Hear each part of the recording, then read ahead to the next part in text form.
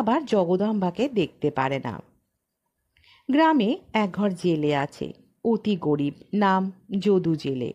সেবার ভীষণ বাদলা বৃষ্টি ভাদ্র মাসে। যদু জেলে ছেলে মেয়ে নিয়ে অসুখে পড়ে অনাহারে দিন কাটাচ্ছে।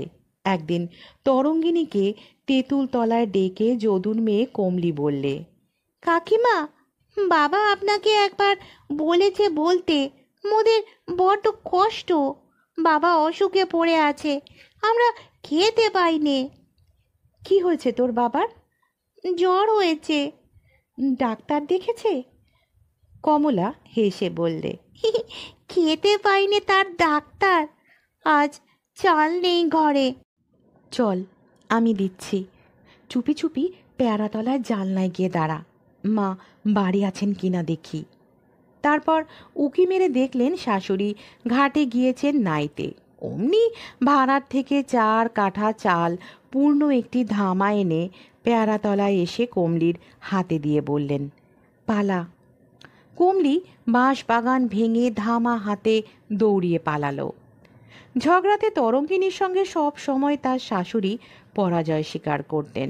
অমন চোখা চোখা বাক্যবান প্রয়োগের সাধ্য জগদম্বা দেবীর ছিল না। ছেলে মায়ের দিকে থাকতো বলে জগদম্বা চোখ রাঙিয়ে না হোক কেঁদেও জিতে যেতেন। সেবার ঘনরাম রায়চৌধুরী শান্তিপুরের কাছে এক জমিদারের অধীনে নাইবি কর্ম গ্রহণ করে সেখানে স্ত্রীকে নিয়ে যেতে চাইলেন। জগদম্বা বললেন, না, বাড়ি ছেড়ে বউ নিয়ে যাওয়া চলবে না।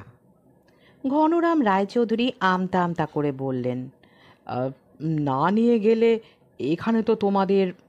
জগদম্বা ঝংকার দিয়ে বললেন, নিজে গিয়ে শাসন করো গে নিজের বউকে, নয়তো নিজে চলে যাও। সংসারে কি করে শায়েস্তা রাখতে হয় তা আমি জানি। তা সত্ত্বেও ঘনরাম বললেন, নিয়েই যায় না হয় এবারটা, অনেক দিন এক জায়গায় রয়েছে।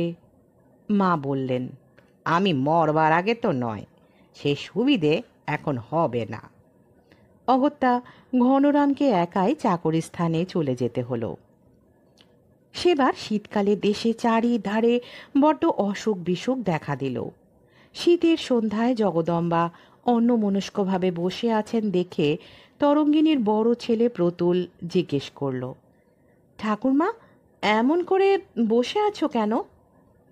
কিছু না, শরীরটা ভালো না। মাকে ডাকবো?